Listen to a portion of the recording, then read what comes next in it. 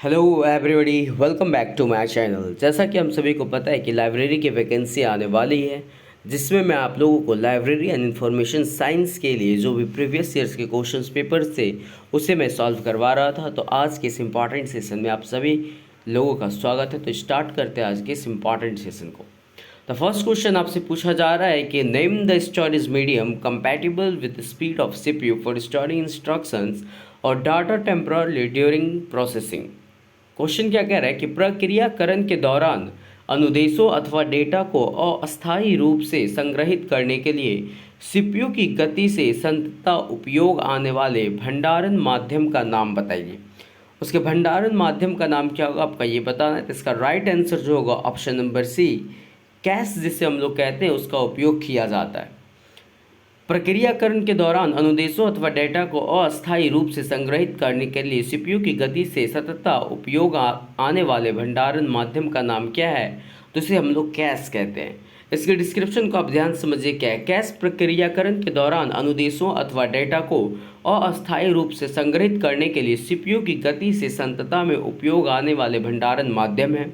जबकि रैम जिसे random access memory और रोम जिसे रीड ओनली मेमोरी दोनों प्राथमिक मेमोरी होते हैं, लेकिन रैम जो है वो अस्थायी मेमोरी होती है तथा रोम जो है वो अस्थायी मेमोरी होती है।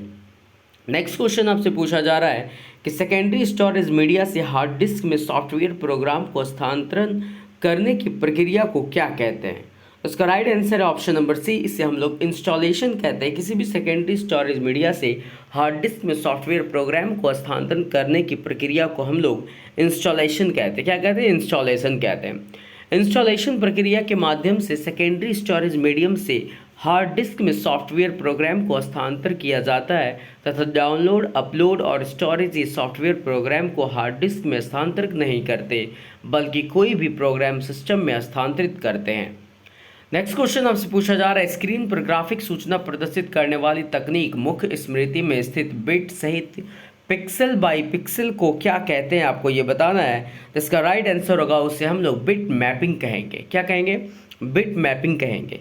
इसके डिस्क्रिप्शन को आप ध्यान समझिए कि बिट मैपिंग को स्क्रीन पर ग्राफिक सूचना प्रदर्शित कराने वाली तकनीक मुख्य स्मृति में स्थित बिट सहित पिक्सल बाय पिक्सल कहते हैं। क्या कहते हैं उसे हम लोग? बिट मैपिंग कहते हैं। बिट मैपिंग क्या है? तो बिट मैपिंग को स्क्रीन पर ग्राफिक सूचना प्रदर्शित कराने वाली तकनीक मुख्य स्मृति में स्थित बिट सहित पिक्सल बाय पिक्सल कहते हैं। नेक्स्ट क्वेश्चन क्या है? आपको मैच करना है सूची 1 को सूची 2 के साथ। तो इसे हम लोग कैसे सॉल्व करेंगे? इससे डायरेक्ट हम लोग आंसर्स पे चलते हैं, वहाँ आपको इजी वे में समझ में आएगा कि कैसे इसको मैच करना है। तो सबसे पहले आपका फर्स्ट आता है संस्था का चार्ट। इसे आप किस में विभाजित करेंगे? तो ये दायित्व एवं कार्य का विभाजन है। संस्था का जो चार्ट बनाया जाता है उसमें दायित्व एवं कार्य का विभाजन का जिक्र किया जाता है। फ्लो चार्ट में चित्र जिसमें चिन्ह एवं दिशा रेखा सम्मिलित हो उसे फ्लो चार्ट कहते हैं। गतिविधि चार्ट कौन से? तो निश्चित कार्य हेतु दायित्व की पहचान के लिए गतिविधि चार्ट बनाई जाती है और निश्चित विस्तृत कार्य अवधि की जांच के लिए निर्णय टेबल बनाया जाता है। निश्चित विस्तृत कार्य अवधि की जांच के लिए कौन सा क्या बनाया जाएगा? तो निर्णय टेबल बनाया जाएगा। और निश्चित कार्य हेतु दायित्व की पहचान के लिए गतिविधि चार्ट बनाया जाएगा। और चित्र जिसमें चिन्ह एवं दिशा रेखा सम्मिलित हो उसे फ्लो चार्ट कहते हैं। और दायित्व एवं कार्य का विभाजन के लिए संस्था का चार्ट होगा। नेक्स्ट क्वेश्चन आपसे पूछा जा रहा है, प्रोग्रामिंग में अवस्थाओं का क्रम में व्यवस्थित कीजिए। प्रोग्रामिंग में अवस्थाओं को क्रम में व्यवस्थित करना है। Arrange in sequence the steps in programming. Programming के दौरान जो स्टेप्स होते हैं उसको आपको अरेंज करना है। तो उसका अरेंजमेंट कुछ इस प्रकार होगा। आप देखिए ध्यान से, हम इसको सबसे पहले हम लोग किसको रखेंगे? इसमें सबसे पहले आता है defining and analysing the program, तो वो ऑप्शन में है ही नहीं। सेकेंड में आता है डिजाइनिंग एंड एल्गोरिथम, वो भी ऑप्शन में नहीं दिया हुआ। इसका राइट आंसर जो वो क्या होगा? ऑप्शन नंबर बी होगा। कूट में देखिए ऑप्शन नंबर बी क्या है? पहले 4 आएगा यानी प्रोग्राम डिज़ाइन आएगा, फिर फर्स्ट आएगा प्रोग्राम कोड आएगा, और फिर थर्ड में प्रोग्राम परीक्षण आएगा, और फोर्थ में क्या है? वो प्रोग्राम प्रलेखन आएगा। तो प्रोग्रामिंग में अवस्थाओं का क्रम क्या होगा? तो सबसे पहले आप प्रोग्राम डिज़ाइन को रखिएगा, फिर फर्स्ट प्रोग्राम कोड को रखिएगा, फिर थर्ड में आपको प्रोग्राम परीक्षण को रखना है, और लास्ट में आपको प्रोग्राम प्रलेखन को रखना है। इसके डिस्क्रिप्शन पे आप ध्यान दीजिएगा क्या है? प्रोग्रामिंग में अवस्थाओं का क्रम का व्यवस्थापन कुछ इस प्रकार होना चाहिए कि सबसे पहले प्रोग्राम डिज़ाइन को रखेंगे, फिर प्रोग्राम कोड को रखेंगे, फिर प्रोग्राम परीक्षण को, और लास्ट में आपका प्रोग्राम प्रलेखन होगा। प्रोग्राम की जो अवस्थाएं उसे आप ध्यान से एक बार समझिए कौन कौन सी अवस्थाएं होती है प्रोग्राम की। तो पहला है आपका defining and analysing the problem, designing the algorithm, coding या writing the program, test execution, फिर डिबगिंग और फिर फाइनल डॉक्यूमेंटेशन। ये सारी की सारी क्या प्रोग्रामिंग की अवस्थाएं हैं। इन 6 अवस्थाओं को आपको याद रखना है। नेक्स्ट क्वेश्चन आपसे पूछा जा रहा है निम्नलिखित में से कौन सा ओपन एक्सेस इनिशिएटिव से संबंधित है। आपको ये बताना है कि which of the following is और are related to open access initiative. किसका राइट आंसर होने वाला है। इसमें भी क्या आपका देखिए कोड में दिया हुआ है, कोड्स में दिया हुआ है, यानी एक से अधिक आंसर इसका सही होगा। तो इसमें जो राइट आंसर होगा वो सिर्फ और सिर्फ होगा फर्स्ट एंड सेकंड। कौन सा आंसर इसका सही होगा। तो इसका राइट आंसर है ऑप्शन में फर्स्ट एंड सेकंड होगा, यानी creative Commons and DOAJ and creative Commons जो है वो ओपन एक्सेस इनिशिएटिव से संबंधित है। कौन कौन सा first and second. First and second किस में दिया हुआ है आप देखिए ध्यान से। तो first and second option number D में, इसलिए इसका राइट आंसर होगा option number D.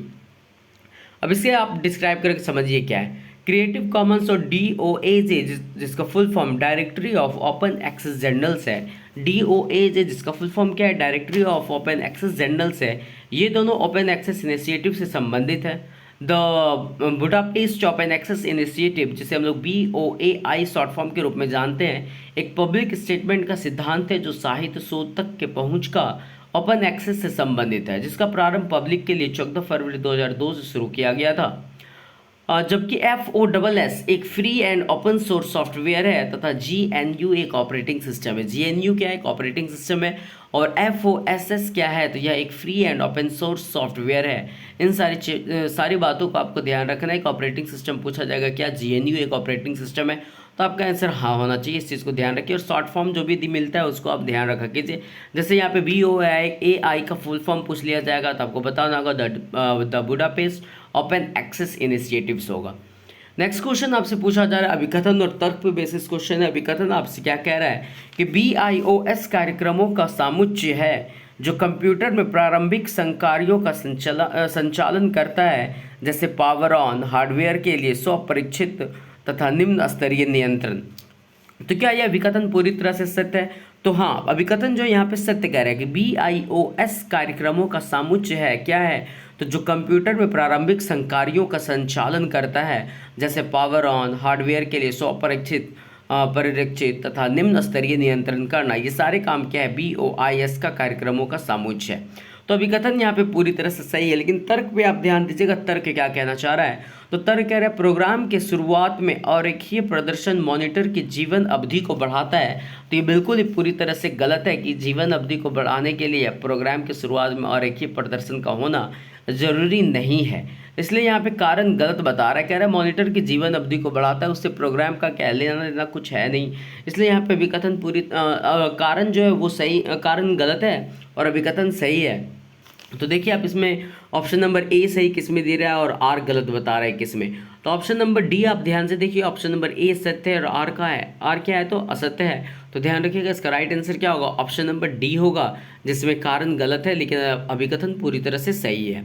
Next question आपसे पूछा जा रहा है निम्नलिखित फाइल फॉर्मेट्स के निर्माताओं के साथ सुमेलित कीजिए कि जो फाइल फॉर्मेट है उसको किसने बनाया था। तो ऐसे क्वेश्चन को हम लोग क्या करते हैं, डायरेक्ट ऑप्शन पे चलते हैं, आंसर पे चलते हैं, वहाँ से आप इजी में इसको समझ पाएंगे।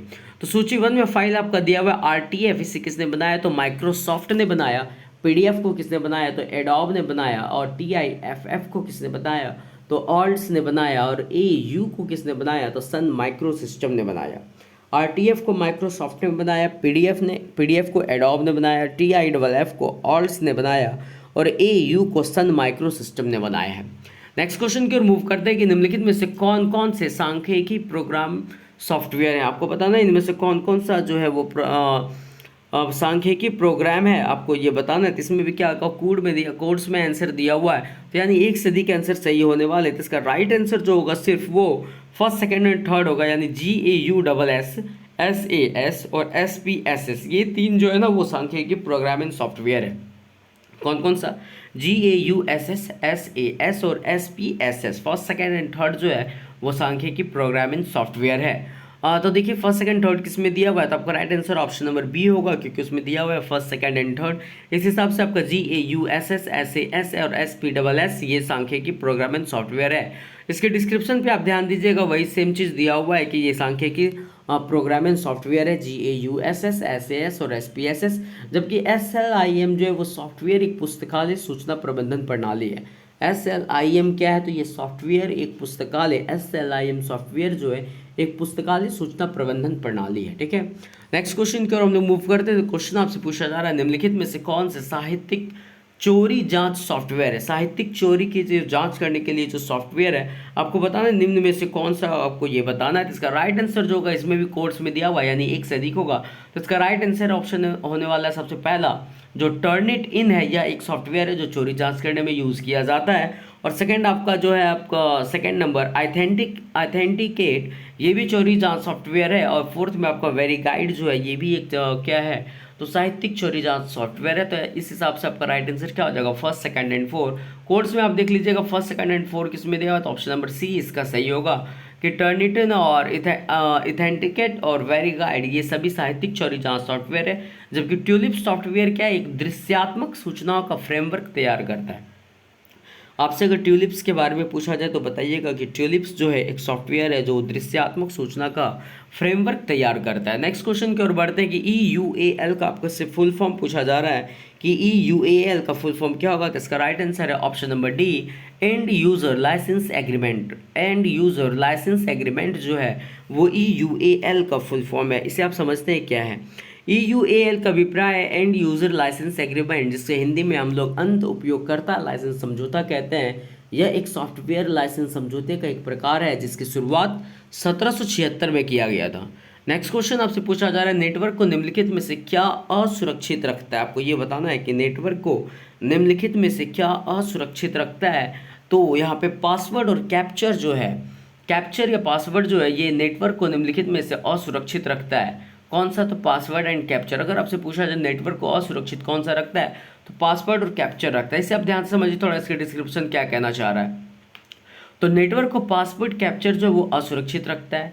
अब यहाँ पे एक ऑप्शन आपका दिया होता है एनक्रिप्शन। एनक्रिप्शन क्या है समझिए, क्रिप्टोग्राफी में एनक्रिप्शन जानकारी को एक एल्गोरिदम की सहायता से परिवर्तित करने की एक प्रक्रिया है। यह प्रक्रिया जानकारी को केवल उन लोगों के पढ़ने योग्य बना देती है जिन्हें कुंजी नाम की विशेष जानकारी प्राप्त होती है। नेटवर्क इंटरफेस कार्ड क्या है समझिए, ये एक हार्डवेयर कंपोनेंट है जिस पर सर्किट बोर्ड या चिप लगे होते हैं जो एक कंप्यूटर पर इंस्टॉल्ड होते हैं और जिससे इसे नेटवर्क से जोड़ा जा सकता है। ये नेटवर्क इंटरफेस कार्ड होता है। स्थिर कुंजियाँ क्या है, तो एक क्रिप्टोग्राफिक कुंजी को स्थिर कहा जाता है यदि यह अपेक्षाकृत लंबे समय तक उपयोग के लिए है और आमतौर पर एक क्रिप्टोग्राफिक कुंजी स्थापना योजना के कई उदाहरणों में उपयोग के लिए अभिप्रेत है। एक पंचांग कुंजी के साथ विपरीत होना चाहिए, उसे हम लोग स्थिर कुंजियाँ कहते हैं। नेक्स्ट क्वेश्चन आपसे अभिकथन और तर्क के बारे में पूछता है। अभिकथन समझिए क्या कहना चाह रहा है। अभिकथन कह रहा है, साहित्यिक चोरी पहचान सॉफ्टवेयर सभी प्रकार की सामग्रियों के लिए सामान्य पहचान आगम का प्रयोग करता है। तो ये बिल्कुल ही कहना गलत है। आप समझिए इसे क्या है। The plagiarism detection software implements a generic detection approach for all types of material. हर एक मटेरियल के लिए क्या हम लोग सेम टाइप्स का प्रोग्राम्स का यूज़ करते हैं क्या, उसे पहचानने के लिए, साहित्य चोरी करने के लिए? तो ये गलत है। अलग अलग मटेरियल्स अगर होंगे तो उनके लिए अलग अलग टाइप के प्रोग्राम्स की जरूरत पड़ेगी, इसलिए यहाँ पे अभिकथन गलत बता रहा है। तर्क क्या कह रहा है, पाठ तथा स्रोत कोड साहित्यिक चोरी के बीच कोई अंतर नहीं है। तो ये भी गलत बता रहा है कि पाठ और स्रोत कोड जो है साहित्यिक चोरी, इन दोनों के बीच में डिफरेंस है। There is no difference between text and source code plagiarism. तो जो टेक्स्ट और सोर्स कोड प्लेगरिज्म है, दोनों में काफ़ी ज़्यादा अंतर है, लेकिन यहाँ कह रहा है किसी भी प्रकार का अंतर नहीं है। तो ये गलत है, तो ध्यान रखिएगा। इसका राइट आंसर होगा ए और आर, दोनों पूरी तरह से गलत है। इस हिसाब से आप ऑप्शन देख लीजिए किसमें दिया हुआ है, तो ऑप्शन नंबर डी ध्यान से देखिए, जिसमें दिया हुआ है ए और आर दोनों क्या है, असत्य है। नेक्स्ट क्वेश्चन क्या, उसे ध्यान से समझिए कि फ्लैश मेमोरी के लक्षण निम्नलिखित में से कौन कौन से हैं। अब इसमें फिर से आपको ऑप्शंस में कोर्स में आंसर दिया हुआ है, इसका राइट आंसर क्या होना चाहिए, आप ध्यान से समझिए। क्वेश्चन कह रहा है फ्लैश मेमोरी के लक्षण निम्नलिखित में से कौन कौन से हैं। तो इसका राइट आंसर जो होने वाला है वो होगा फर्स्ट एंड सेकंड सिर्फ। Erasable and programmable read only memory, अपमार्जनीय तथा प्रोग्रामेबल रीड ओनली मेमोरी, ये फ्लैश मेमोरी के लक्षण हैं। और दूसरा है non volatile memory. Non volatile memory दूसरा क्या दिया हुआ है, नॉन वॉलेटाइल मेमोरी, ये फ्लैश मेमोरी के लक्षण है। तो फ्लैश मेमोरी कैसा होगा, नॉन वॉलेटाइल मेमोरी होगा। और दूसरा अपमार्जनीय तथा प्रोग्रामेबल रीड ऑनली मेमोरी होगा। फ्लैश मेमोरी के बारे में याद रखिएगा, फर्स्ट एंड सेकंड सही है। और ये कोर्स में किस में दिया है, first and second, option number D इसका राइट आंसर होगा। ऑप्शन नंबर डी क्या होगा, सही जवाब होगा। इसके डिस्क्रिप्शन को आप थोड़ा सा समझिए क्या है। अपमार्जनीय इरेजेबल जिसे हम लोग कहते हैं, अपमार्जनीय तथा प्रोग्रामेबल रीड ऑनली मेमोरी और नॉन वोलेटाइल मेमोरी, ये दोनों फ्लैश मेमोरी के लक्षण हैं। फ्लैश मेमोरी एक नॉन वोलेटाइल मेमोरी चिप है जिसका प्रयोग स्टोरेज और ट्रांसफरिंग डाटा के रूप में पर्सनल कंप्यूटर और डिजिटल डिवाइसेस में किया जाता है। फ्लैश मेमोरी कंप्यूटर एवं अन्य डिजिटल निकायों में प्रयुक्त होने वाली एक प्रकार की कंप्यूटर मेमोरी है जो विद्युत शक्ति के ना रहने पर भी बनी रहती है। आजकल यह मेमोरी बहुतायत में प्रयोग की जा रही है, जैसे कंप्यूटर में प्रयुक्त फ्लैश ड्राइव, डिजिटल कैमरों एवं डिजिटल उत्पादों में प्रयुक्त मेमोरी कार्ड आदि। इसे चपला स्मृति भी कहते हैं। इसे क्या कहते हैं, फ्लैश मेमोरी को हम लोग चपला स्मृति भी कहते हैं। नेक्स्ट क्वेश्चन आपसे पूछा जा रहा है, निम्नलिखित वेब ब्राउजर्स को कालानुक्रमिक क्रम में व्यवस्थित कीजिए। यहाँ जितने भी वेब ब्राउजर्स दिए हुए हैं उसको अरेंज करना है आपको कालानुक्रम में। इसमें जो सबसे पहले आएगा, फर्स्ट में आएगा, इस आप देखिए इसको अरेंज आप किस बेसिस पे करेंगे, इसके ईयर्स के बेसिस पे आएंगे, किसका निर्माण कब हुआ उस बेसिस पे आप अरेंज करेंगे। लेकिन फिर भी मैं एक बार बताता हूँ इसका अरेंजमेंट क्या है। सबसे पहले इसमें थर्ड को रखिएगा, आपका नेटस्केप नेविगेटर फर्स्ट में आएगा, और सेकंड में आपका सफारी आएगा, थर्ड में आपका क्रोम आएगा, और फोर्थ में आपको फायरफॉक्स आएगा। इसके लिए आपको डिस्क्रिप्शन देखना बहुत जरूरी है। डिस्क्रिप्शन समझिए क्या कहना चाह रहा है। विभिन्न वेब ब्राउजर्स को उनके कालानुक्रम क्रम में व्यवस्थापन कुछ इस प्रकार है कि नेटस्केप नेविगेटर की स्थापना 1994 में की गई, सफारी की 2003 में की गई, फायरफॉक्स की 2002 में की गई, और क्रोम की स्थापना 2008 में हुई। इस हिसाब से इसका क्या होगा, अरेंजमेंट होगा। अब हर एक के बारे में आप समझिए क्या है। नेटस्केप नेविगेटर का विकास जो है नेटस्केप के द्वारा 15 दिसंबर 1994 में प्रारंभ किया गया। यह एक वेब ब्राउज़र है। सफारी को एप्पल के द्वारा 7 जनवरी 2003 में विकसित किया गया। यह एक ग्राफिकल वेब ब्राउज़र है। फायरफॉक्स या सिंपली फायरफॉक्स एक मुक्त और ओपन सोर्स, इसका विकास मोजिला फाउंडेशन ने 23 सितंबर 2002 में किया गया। क्रोम एक क्रॉस प्लेटफॉर्म वेब ब्राउज़र है जिसका विकास गूगल LLC के द्वारा 2 सितंबर 2008 में किया गया था। इस हिसाब से आप अरेंजमेंट कर लीजिएगा। सबसे पहले नेटस्केप नेविगेटर आएगा, फिर सफारी आएगा, फिर फायरफॉक्स आएगा, और फिर आपका क्या आएगा, क्रोम आएगा। इन सारी चीज़ों को आप ध्यान रखिएगा। नेक्स्ट क्वेश्चन की ओर हम लोग मूव करते हैं। नेक्स्ट क्वेश्चन, निम्नलिखित को उनके विकास के क्रम में व्यवस्थित कीजिए। फिर से आपको उनके विकास के क्रम में व्यवस्थित करना, यानी क्या होगा, इसमें आपको ऑप्शंस याद रखना होगा कि किसकी स्थापना कब हुई। जिसको हम लोग डायरेक्ट आपके ऑप्शंस पे लेके चलते हैं, वहाँ आप इजी वे में से आप समझ पाइएगा क्या कहना चाह रहे हैं। तो निम्नलिखित प्रणालियों को उनके विकास के क्रम में व्यवस्थापन कुछ इस प्रकार है कि सबसे फर्स्ट में पहले डॉस, जिसे हम लोग डिस्क ऑपरेटिंग सिस्टम कहते हैं, जिसका निर्माण 12 अगस्त 1981 में किया गया। डिस्क ऑपरेटिंग सिस्टम का निर्माण कब हुआ, 12 अगस्त 1981। सेकेंड आपका है मैकओएस, एक ऑपरेटिंग सिस्टम है जिसका विकास American computer company Apple INC के द्वारा किया गया। कब किया गया, 1984 में किया गया। फर्स्ट आपका हो गया डॉस, हो गया 1981 में, मैकओएस हो गया आपका 1984 में। याद रखिएगा अमेरिकन कंप्यूटर कंपनी एप्पल ने इसका विकास किया था। थर्ड आपका हो गया लाइनक्स, हो गया जिसकी स्थापना 1991 में हो रही है। और फोर्थ आपका है UBUNTO, जिसकी स्थापना 2004 को हुई, और इसका 4.10 वर्जन न्यू अभी लेटेस्ट लॉन्च हुआ है 4.101। यानी कि फर्स्ट में आपको डॉस को रखना है जिसकी स्थापना 1981 में हुई, फिर मैकओएस को रखना है जिसकी स्थापना 1984 में हुई, फिर लिनक्स को आपको रखना है जिसकी स्थापना 1991 में हुई, फिर आपको UBUNTO को रखना है जिसकी स्थापना 2004 में हुई। इस हिसाब से अगर आप देखेंगे तो इसका राइट आंसर क्या हो जाएगा, तो ऑप्शन नंबर ए इसका सही होगा। कोर्स में वही दिया हुआ है ABCD, क्योंकि पहले डॉस था, फिर मैकओएस था, फिर आपका लिनक्स आया था, फिर UBuntu आया था। आप इसे भी याद रखिएगा। नेक्स्ट क्वेश्चन आपसे पूछा जा रहा है कुकीज़ का उद्देश्य क्या है, what is the purpose of cookies, आपको ये बताना है। तो इसका राइट आंसर है ऑप्शन नंबर ए, सर्वर पर उपयोक्ता की पहचान करना ही कुकीज़ का उद्देश्य है। Identify user on the server, ये क्या है, कुकीज़ का उद्देश्य है। याद रखिएगा सर्वर पर उपयोक्ता की पहचान ही कुकीज़ का उद्देश्य है। नेक्स्ट क्वेश्चन है कि निम्नलिखित में से किस मेमोरी के अधिगम में सबसे कम समय लगता है, आपको ये बताना है। तो इसका राइट आंसर है option number D, cache memory. Cache memory के अधिगम में सबसे कम समय लगता है। सबसे कम समय किस मेमोरी में लगता है, कैश मेमोरी। एक बार आप यहाँ से हर एक मेमोरी के बारे में समझ लीजिए कौन क्या मेमोरी है और कैसा काम करता है।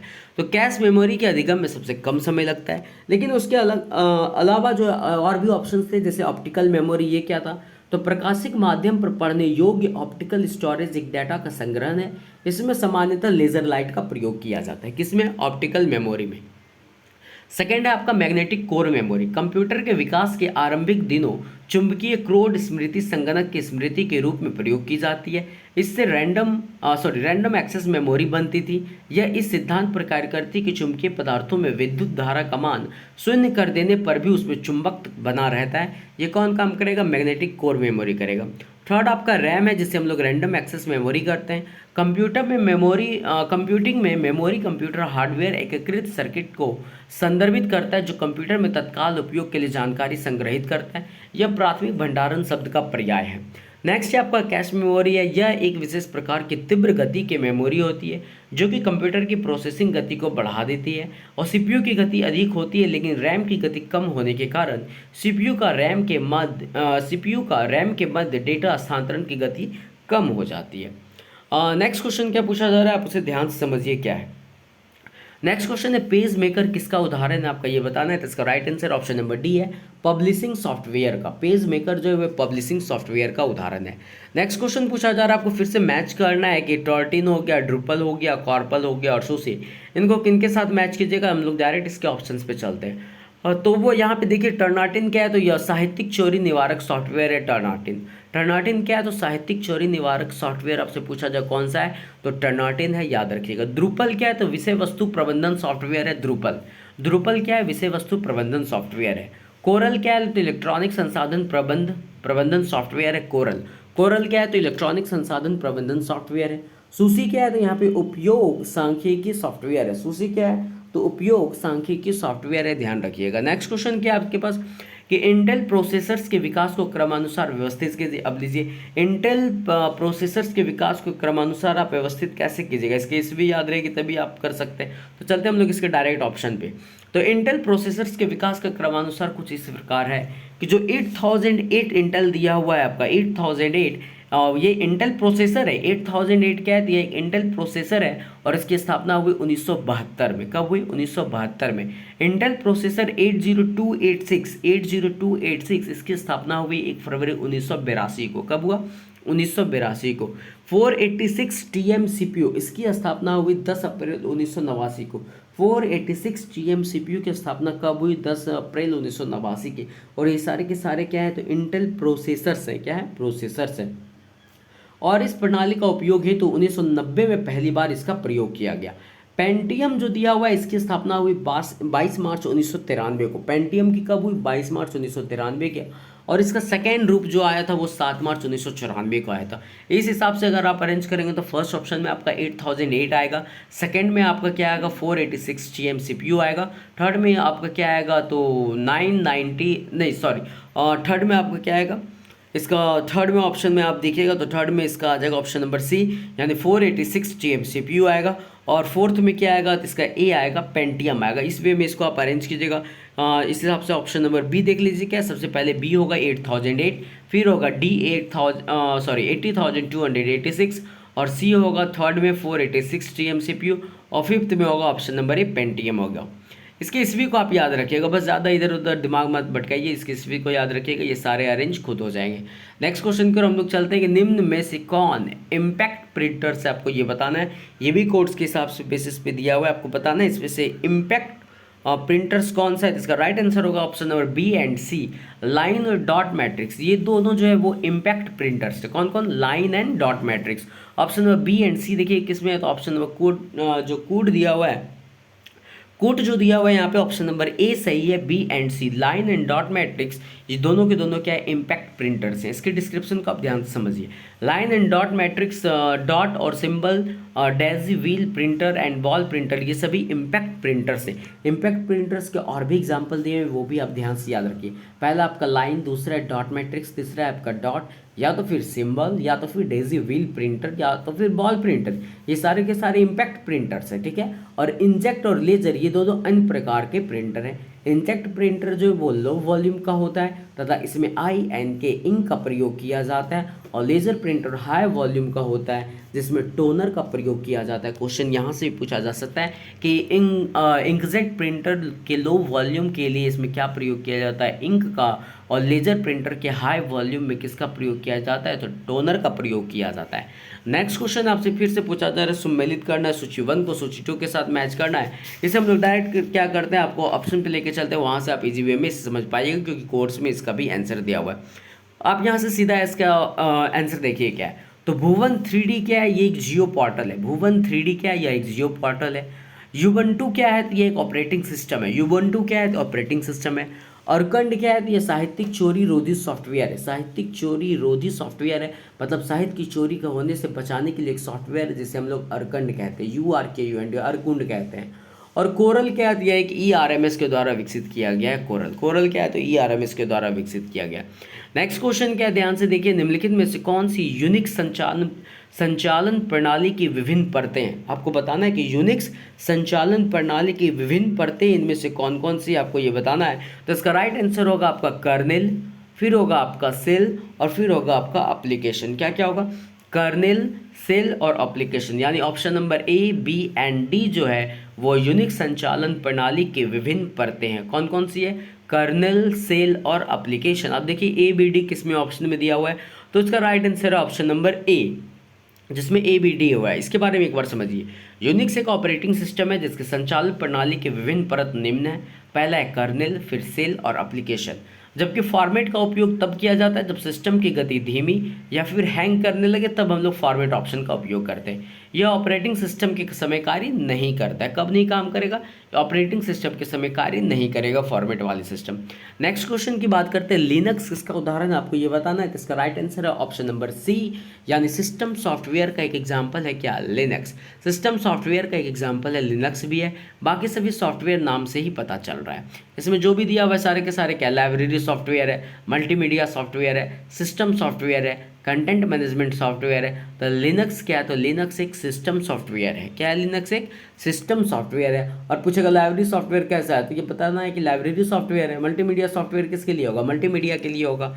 लिनक्स किसका है, तो इसमें आपको बताना है सिस्टम सॉफ्टवेयर, क्योंकि यहाँ पे लिनक्स सॉफ्टवेयर नहीं दिया हुआ है, ये एक प्रकार का सिस्टम सॉफ्टवेयर है, इसलिए लिनक्स पूछा जा सकता है एग्जाम में कि ये क्या है, तो ये एक सिस्टम सॉफ्टवेयर है। नेक्स्ट क्वेश्चन पूछा जा रहा है कि निम्नलिखित में से कौन सा CPU सेंट्रल प्रोसेसिंग यूनिट का भाग नहीं है, आपको ये बताना है। तो इसका राइट आंसर होने वाला है option number C, mouse. Mouse जो है वो CPU का भाग नहीं है। CPU का भाग कौन सा नहीं है, तो माउस नहीं है। CPU का फुल फॉर्म क्या है, सेंट्रल प्रोसेसिंग यूनिट है। इसके अंदर मेमोरी होगी, कंट्रोल यूनिट होगी, ALU अरिथमेटिक लॉजिक यूनिट होगी, लेकिन माउस इसके अंदर नहीं आएगा, इसलिए इसका राइट आंसर क्या होगा, C, माउस। नेक्स्ट क्वेश्चन है कि DBase क्या है, आपको ये बताना है। तो इसका राइट आंसर है, यह एक एप्लीकेशन सॉफ्टवेयर है। DBase क्या है, तो DBase एक एप्लीकेशन सॉफ्टवेयर है। DBase क्या है, एक प्रकार का एप्लीकेशन सॉफ्टवेयर है। नेक्स्ट क्वेश्चन आपसे पूछा जा रहा है कि सहायक भंडारण माध्यम सेकेंडरी स्टोरेज मीडिया से हाई डिस्क में सॉफ्टवेयर प्रोग्राम अंतरित करने की प्रक्रिया क्या कहलाती है, आपको ये बताना है। तो इसका राइट आंसर है, उसे हम लोग इंस्टॉलेशन कहते हैं, प्रतिस्थापन कहते हैं। सहायक भंडारण माध्यम से हार्ड डिस्क में सॉफ्टवेयर प्रोग्राम आंतरित करने की प्रक्रिया क्या कहलाती है, तो उसे हम लोग इंस्टॉलेशन कहते हैं। क्या कहते हैं, इंस्टॉलेशन कहते हैं। नेक्स्ट क्वेश्चन है कि आपको स्टोरेज कैपेसिटी की निम्नलिखित इकाइयों को उसके परिमाण के बढ़ते क्रम में व्यवस्थित करना है कि संचय क्षमता जो स्टोरेज कैपेसिटी है उसके हिसाब से इसको अरेंज करना है कि कौन हो पहले आएगा, फिर बाद में कौन आएगा, फिर कौन आएगा, ऐसा बताना है। मतलब सबसे कम स्टोरेज क्षमता देखा जाए इन सारे ऑप्शंस में किसका होगा, तो किलोबाइट का होगा, फिर उससे ज़्यादा मेगाबाइट का होगा, फिर गीगाबाइट का होगा, फिर टेराबाइट का होगा। इस बात को आप ध्यान रखिएगा सबसे पहले, यानी इसका right answer option number D होगा, किलोबाइट, मेगाबाइट, गीगाबाइट और फिर टेराबाइट होगा। इसके डिस्क्रिप्शन को एक बार आप ध्यान से समझिए। किलोबाइट को हम लोग KB से डिनोट करेंगे, मेगाबाइट को MB से, गीगाबाइट को GB से, टेराबाइट को TB से, और संचय क्षमता के बढ़ते क्रम में है, ये इस प्रकार दिया हुआ है। इसका यूनिट आप समझिए एक बार ध्यान से। 1 KB में क्या होता है, तो 1024 बिट होता है। क्या होता है, बिट होता है। फिर 1 MB में क्या होगा, तो 1024 किलोबाइट होगा या बाइट। 1 KB में 1024 बाइट होगा, 1 MB में 1024 किलोबाइट होगा, 1 GB में 1024 मेगाबाइट होगा, 1 TB में 1024 गीगाबाइट होगा। नेक्स्ट क्वेश्चन आपसे पूछा जा रहा है, निम्नलिखित पदों को उनको तदनुरूपी विवरणों के साथ सुमेलित कीजिए। फिर से आपको क्या करना है, मैचिंग करना है। मैचिंग वाले ऑप्शन को हम लोग क्या करते हैं, ऑप्शन से देखते हैं क्या है इसमें। तो अगर पद सूची है तो ये क्या एक प्रकार का शब्दावली है। पद सूची क्या एक प्रकार का शब्दावली है। श्रेणियां क्या है, तो ये टैक्सोनॉमी को बताता है, वर्गीकरण को बताता है। संबंध सूची क्या बताता है, तो ये सत्ता मीमांसा को बताता है संबंध सूची। और प्रतिस्पर्धी किसे बताता है, यह सिस्टम सॉफ्टवेयर है। प्रतिस्पर्धी क्या है, तो ये सिस्टम सॉफ्टवेयर है। नेक्स्ट क्वेश्चन पूछा जा रहा है आपसे कि लैंप LAMP के सही अवयवों को चिन्हित कीजिए कि LAMP में क्या क्या आता है, आपको ये बताना है। इसको सही अब बताइए लैम्प में क्या क्या आएगा, आप क्या होना चाहिए इसका राइट आंसर बताइए। तो इसका राइट आंसर जो होगा सिर्फ होगा option number A and C. Lamp में एल यहाँ पे लाइनक्स को बताएगा, और यहाँ पे सी में क्या देगा माई सिक्वल, एम जो है यहाँ पे क्या हुआ है माई सिक्वल को बताएगा MySQL। इसका राइट आंसर होगा option number A and C. क्या होगा इसका right answer, option number A and C इसका सही होगा। लाइनक्स और MySQL जो है वो लैम्प के अंतर्गत ये दो नाम आते हैं। अब लैम्प का यहाँ से फुल फॉर्म आप देख लीजिएगा तो आपको, और लैम्प में मैं हर एक चीज़ का बता देता हूँ, एल किसके लिए, वो किसके लिए, वो किसके लिए। यहाँ पे राइट आंसर क्या होगा, ऑप्शन नंबर बी होगा, देख लीजिए ए एंड सी होगा, यानी लाइनक्स और एम से आपका माई सिक्वल याद रखिएगा। इसके डिस्क्रिप्शन को आप एक बार ध्यान से समझिए।